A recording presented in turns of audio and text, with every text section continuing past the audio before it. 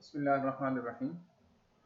عزیز طلبہ، ہمارا سبجیکٹ اسلامیات، دوسرا چیپٹر اسلامی تشخص، اور ہمارا ٹاپک نمبر ہے 18۔ آج ہم جو پڑھیں گے لیکچر ہوگا، روزہ کے بارے میں بات ہوگی، بک مٹیریل ہوگا، ایکٹیویٹی ہوگی جس میں بورڈ کے اہم سوالات کے مختصر جوابات ہوں گے، سوالات ہوں گے اور آپ نے ان سوالات کو سالو کر کے ہمیں بھیجنا ہے۔ تو آتے ہیں اپنے لیکچر کی طرف۔ روزہ اسلام کا بنیادی رکن ہے۔ سب سے پہلے ہمیں روزے کا معنی اور مفہوم دیکھنا چاہیے۔ روزہ جو ہے ایکچولی یہ فارسی زبان کا لفظ ہے جس کے معنی ہیں دن، اور عربی میں روزے کے لیے صوم کا لفظ استعمال کیا جاتا ہے جس کے معنی ہیں رک جانا، باز رہنا، ترک کر دینا۔ اصطلاحی مفہوم اس کا یہ ہے کہ صبح صادق سے لے کر غروب آفتاب تک کھانے پینے دیگر تمام گناہوں سے بچے رہنے کا نام روزہ ہے۔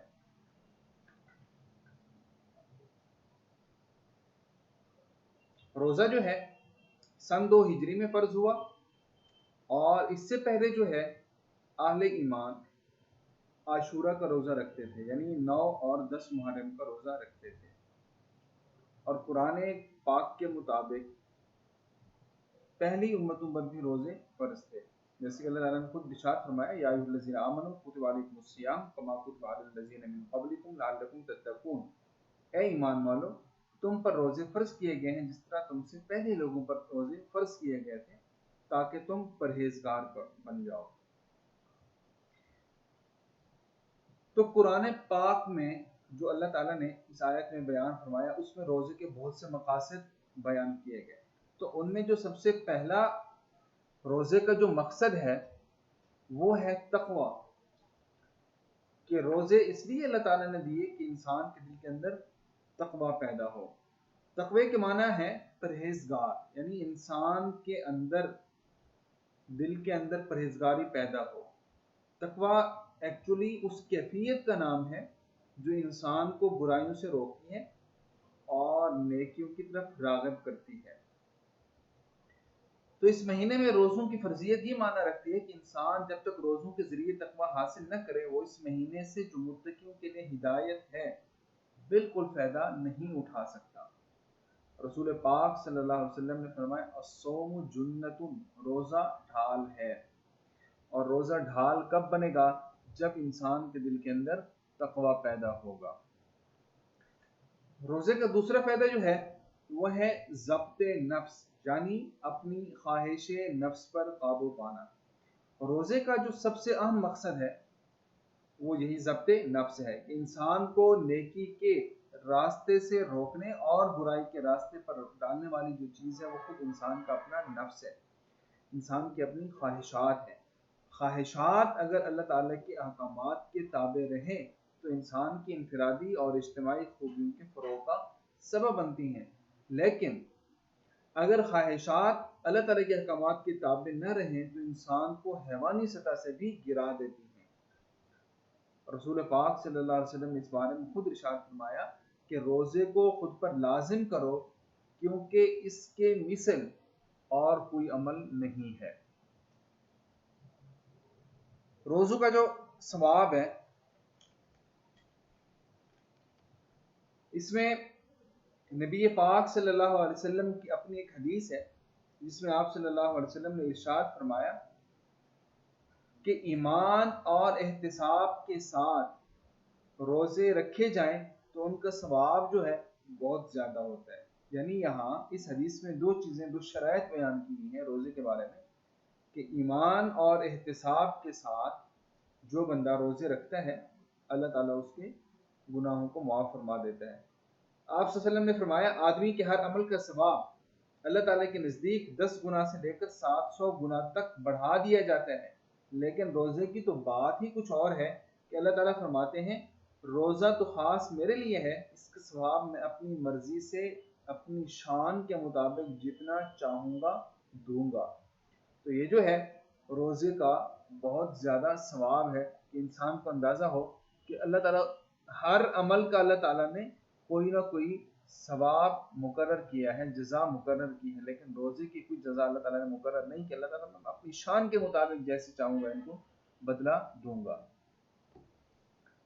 روزے کے جو اجتماعی فوائد ہیں اس میں یہ ہے کہ انسان کے اندر ہمدردی کا جذبہ پیدا ہوتا ہے۔ روزہ جو ہے یہ ایک انفرادی عبادت ہے، اجتماعی نہیں ہے، جیسے نماز اجتماعی ہے، حج اجتماعی عبادت ہے۔ روزہ جو ہے یہ ایک انفرادی عبادت ہے، اکیلے ہر بندہ اس کو رکھتا ہے، لیکن مہینہ بھر پورا انسان بھوکا پیاسا رہ کر اس کے اندر دوسرے انسان کی بھوک پیاس کا احساس پیدا ہوتا ہے اور دل میں نداروں کے لیے ہمدردی کا جذبہ پیدا ہوتا ہے۔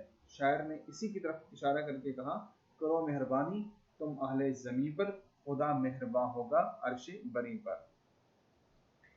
روزے سے انسان کے اندر قناعت و ایثار کا جذبہ پیدا ہوتا ہے کہ انسان کم غذا پر جب اکتفا کرتا ہے تو انسان کے اندر قناعت اور ایثار کی صفات پیدا ہوتی ہیں۔ نبی پاک صلی اللہ علیہ وسلم نے ارشاد فرمایا کہ روزہ دار کے لیے دو خوشیاں ہیں، ایک خوشی اس کی افطار کے وقت، دوسری خوشی اس کے رب سے ملاقات کے وقت۔ روزے کے ذریعے مواسات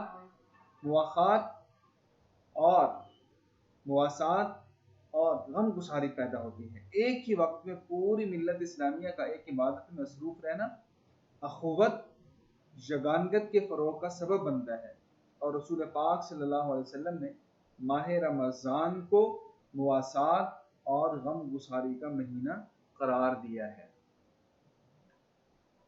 صحت کا خیال انسان اس کے اندر رکھتا ہے کہ ایک ماہ تک دن کے بڑے حصے میں معدے کا خالی رہنا جسمانی صحت کے لیے مفید ہوتا ہے، اور خود اس بارے میں نبی پاک صلی اللہ علیہ وسلم نے ارشاد فرمایا کہ ہر چیز کی زکوٰۃ ہے اور جسم کی زکوٰۃ روزہ ہے۔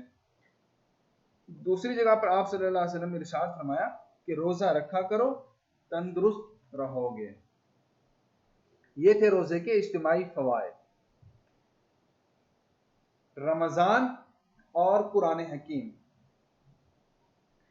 رمضان المبارک کے اندر اللہ تعالیٰ نے قرآن پاک کو نازل فرمایا۔ رمضان ویسے تو ساری دنیا کے مسلمانوں کے لیے رحمت اور مغفرت کا مہینہ ہے، لیکن اسی مہینے کے اندر اللہ تعالیٰ نے قرآن پاک کو نازل فرمایا۔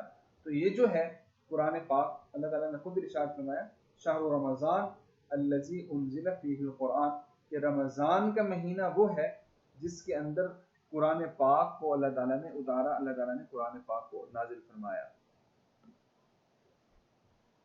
نزول قرآن کی یادگار۔ اللہ تعالیٰ نے قرآن پاک کو جب نازل فرمایا تو رمضان کے اندر اتارا، اور اس کے ساتھ ساتھ یہ جو ماہ رمضان ہے، ماہ رمضان کے اندر اس مہینے میں جو روزوں کی فرضیت ہے وہ یہ معنی رکھتی ہے کہ انسان جب تک روزوں کے ذریعے تقوی حاصل نہیں کرے گا وہ اس قرآن پاک سے صحیح طریقے سے فائدہ نہیں اٹھا سکے گا۔ تو گویا انسان کے جو یادگار ہے وہ انسان کے اپنے اعمال ہیں، کہ انسان جب تک اپنے صحیح اعمال نہیں کرے گا تو انسان کامیاب نہیں بنے گا۔ رمضان اور پاکستان۔